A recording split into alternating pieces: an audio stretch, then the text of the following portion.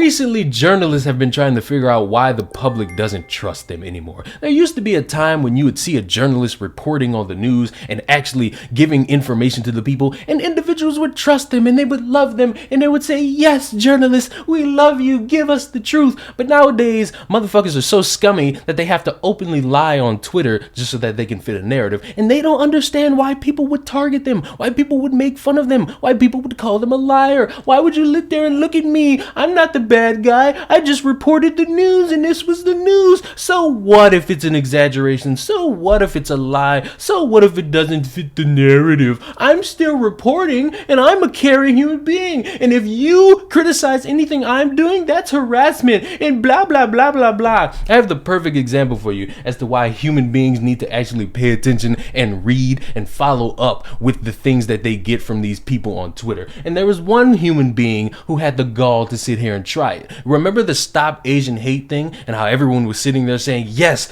Asian hate crimes are a thing and we need to deal with them. And some people were going around saying, yes, because white people are the ones doing it. But then it came out with several different videos that it's black people beating the shit out of Asians, and that hashtag slowly went away because it didn't fit the narrative of white people bad. Well, one human being, David Beard, decided he's gonna up the ante. He decided that he was going to report on an Asian hate crime. One woman is 85, one is 65, both are Asian American, both were stabbed by a white man with a link to an article from the Washington Post. And if you were just to read the Twitter account, if you were just to read the tweet, you would think, white person did this. How dare evil white human being attack Asian Americans? I must hashtag this so that we can spread the word and find this evil white man. But if you actually took the time to smell the shit, you'd realize that Beard over here was the shit stir. And that's because Andy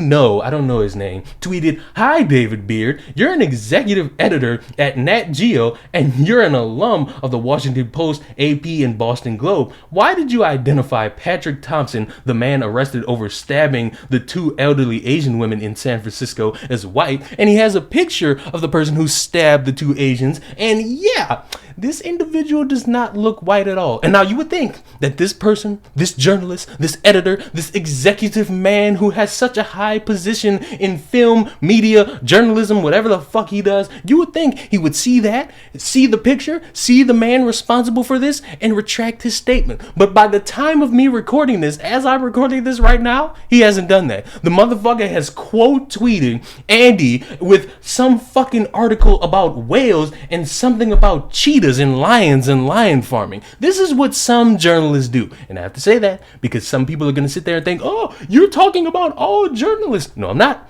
I'm talking about some. Some journalists are scum. Some journalists are trying to fit a narrative. Some journalists are going around digging up information from 4 fucking years ago, acting like it's current news today. And that's what some people do. And that's not real journalism. That's damn near tabloid. You should be working for TMZ trying to get a fucking picture of Jesse Smugglenuts trying to plead his case. You are not doing a good job. The thing about the Asian hate crimes, we can all agree it's bad. People getting their asses handed to them is bad. But if you're gonna sit here and claim, oh, it happened by a white man, and then it comes out that it happened by a black man, and you don't even bother to correct that, you're doing a bad job. You should be fired. You should not have any positions of power, and you are a lazy journalist. Subscribe to the channel. I will see you in the next video.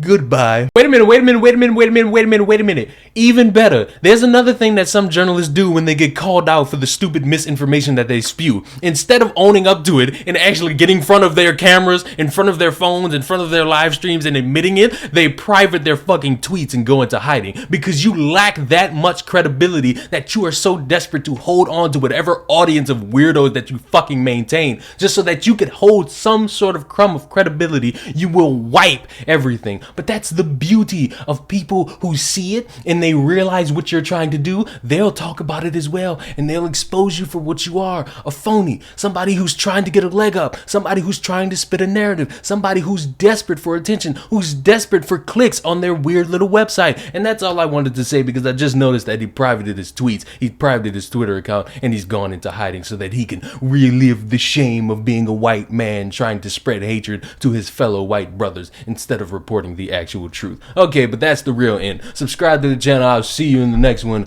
Goodbye.